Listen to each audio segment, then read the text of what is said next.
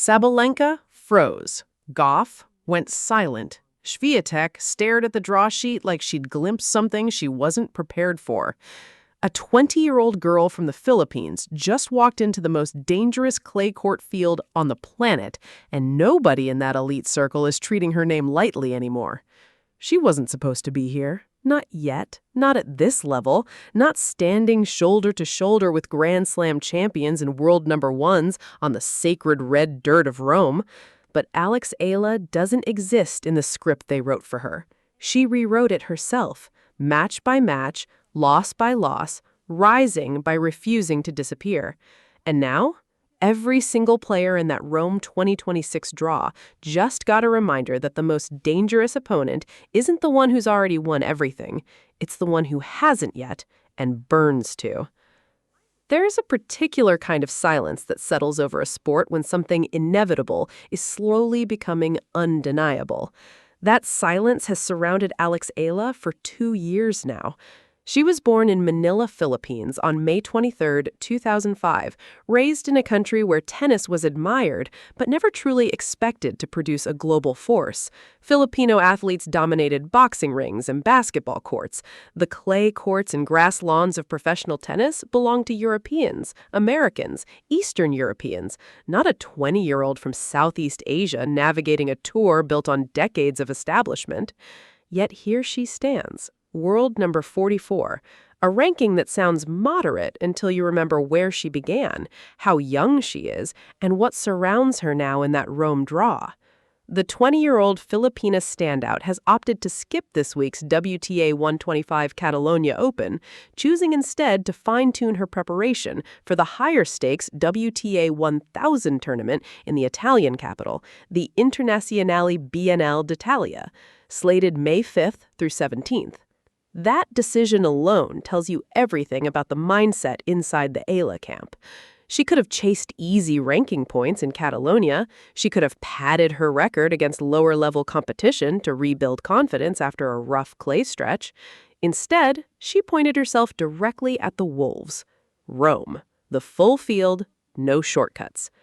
To understand what that means, to truly grasp the weight of that choice, you have to understand the road she just traveled to get here, because it hasn't been kind. She kicked off her clay campaign at the WTA 500 Linz Open in Austria early this month, bowing out in the second round to Grand Slam champion Jelena Ostapenko 6-4, 7-5. Ostapenko, a former French Open champion, unpredictable, aggressive, capable of dismantling any opponent on any surface on any given afternoon. Losing to her is not shameful, but it stings when you're hungry, when you're climbing, when you know your ceiling is higher than where you currently stand. She next competed at the Porsche Tennis Grand Prix in Germany, where she fell in the first round to Canadian Leylah Fernandez, 6-1, 6-4. Fernandez, a player with her own enormous pedigree, a U.S. Open finalist, someone who understands what it means to carry dual heritage into battle on the global stage. That match carried a quiet, painful irony. Two young women with Filipino roots meeting not in celebration, but in competition, with only one able to advance. Eala lost. Then came Madrid, another WTA 1000 stage, another swift exit. In Madrid, Eala absorbed another quick defeat, bowing to 19th seed Elise Mertens 6-2, 6-1, while also losing in the second round doubles match alongside Turkish partner Zeynep Sönmez. 3 clay court tournaments, 3 second-round eliminations or worse. On paper, it reads like a crisis. On paper, it looks like a player out of her depth, spinning in a clay court struggle she can't solve. But paper doesn't capture hunger. Paper doesn't measure the fire in someone who chooses Rome over Catalonia, who aims at the hardest target when every logical voice says aim smaller. This is who Eala is, and the tennis world is beginning to understand that in a way that makes even the elite slightly uncomfortable. The moment the Rome 2026 draw was released, the tennis internet erupted. Not because of who headlined it, though the headline names alone were enough to make any fan's pulse quicken.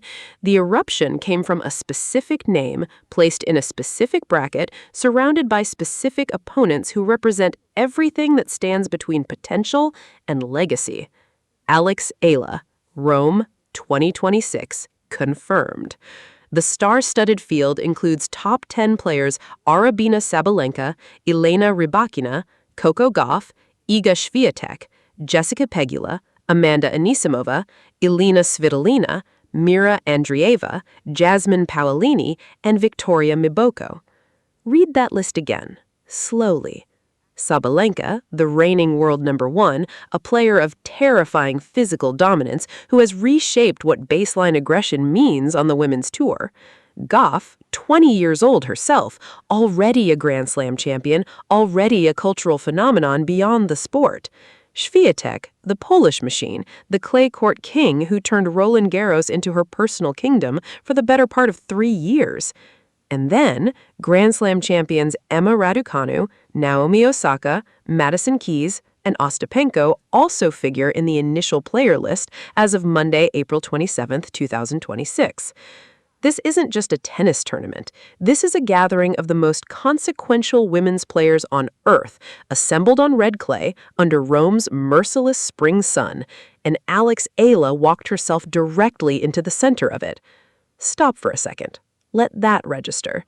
She skipped Catalonia, a gentler draw, a more manageable field, a tournament designed almost perfectly for a player seeking to repair rhythm and confidence.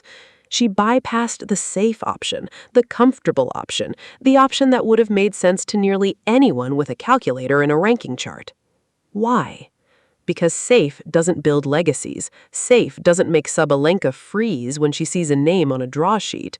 Safe doesn't make Gauff's team pull extra film from an opponent they previously dismissed. Safe doesn't make Swiatek pause, even briefly, in a tournament she expects to dominate. Choosing Rome sends a message that words cannot. It announces without announcement. It declares without declaration. And the tennis world received that message loud, clear, and slightly unnerved. Within hours of the draw's publication, social media fractured between two camps. Those who called it reckless, a young player overreaching on a surface where she hasn't yet found consistency, and those who called it exactly what it appears to be, the move of someone who refuses to wait for permission to compete at the highest level. Which side are you on? Because that answer says more about how you view ambition than it does about how you view tennis. Between Madrid's disappointment and Rome's opportunity sits 1 week of critical silence. Eala hopes the 1-week recovery and training period would be enough to prepare her for Rome's fierce challenge. 1 week, 7 days to reset physically, recalibrate tactically, and rebuild the mental architecture that clay court tennis demands more ruthlessly than any other surface. Clay teaches patience through punishment. Every mishit returns as a lesson. Every short ball becomes a warning. Every rally won through grit rather than brilliance deposits something into the account of mental fortitude that no gym session or coaching conversation can replicate. And Eala has been receiving that education, paying tuition in losses, filing away the knowledge in a way that doesn't appear on scoreboards, but absolutely appears in the player she's becoming. The decision to skip Catalonia and pour everything into Rome's preparation reveals a sophisticated understanding of her own trajectory. Lower-level events serve lower-level ambitions. Eala's ambitions are not low. She wants the top 10. She wants Grand Slams. She wants the conversation that surrounds players whose names make draw committees pause and fans argue on social media at midnight. She's already getting it. And in Rome, with 1 week of sharp, purposeful preparation behind her and the entire field of women's tennis in front of her, she'll step onto the same clay where last year she partnered with Gauff and showed the world she belonged in elite company. This year, she steps onto that same clay alone, ranked 44, carrying 3 clay losses, 20 years old, and absolutely undeterred. The question isn't whether she belongs there. She confirmed that last year. The question is, what does she do with that belonging now that the whole world is watching? There's a particular kind of athlete who changes what's believed to be possible, not by talking about it, not by declaring intentions in press conferences, but by showing up in rooms where their presence was never anticipated, competing against opponents their country never expected to produce, and refusing to behave as though limits apply to them. Alex Eala is that kind of athlete. She is 20 years old. She is ranked 44 in the world. She is walking into a Rome draw containing the most formidable collection of women's tennis talent assembled this clay season. And she is not there as a spectator, not there as a wildcard curiosity, not there as a name that fills out the bracket's lower half without threatening the established order. She is there as a competitor, a legitimate, consequential, increasingly dangerous competitor. The losses to Ostapenko, Fernandez, and Mertens this clay season will be remembered not as evidence of inadequacy, but as chapters in the development of someone who chose to absorb difficulty from the most challenging opponents rather than accumulate comfortable wins against lesser ones. That is a choice, a deliberate, revealing, character-defining choice.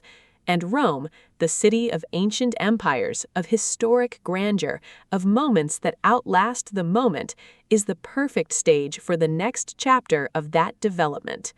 Sabalenka's ranking won't protect her from a player who came here with nothing to lose and everything to prove. Gauff's Grand Slam title won't make Eala's forehand any less threatening on a slow clay day when everything is clicking. Swiatek's clay dominance doesn't come with a guarantee that Eala won't make her work for every single point they might share. Expectations from an entire nation rest on these 20-year-old shoulders. The weight of being the first, the representative, the proof of possibility, it's enormous. But Eala has carried it gracefully, continued developing through it, and consistently chosen the harder path when the easier one was right there. That's not recklessness. That's not arrogance. That's the quiet, unshakable belief of someone who sees her own potential clearly and refuses let circumstance or ranking or surface or a difficult 3-week stretch define the ceiling of her ambition.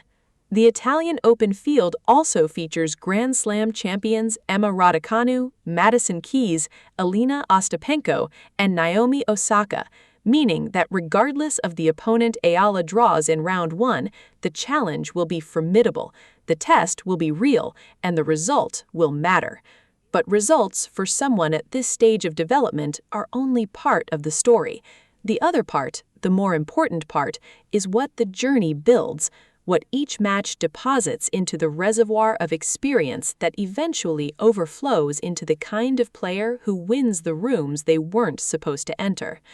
Rome 2026 isn't the finish line for Alex Eala. It isn't even the halfway point. It's simply the next room she wasn't supposed to walk into, and walked into anyway. So here's the question worth sitting with long after this video ends.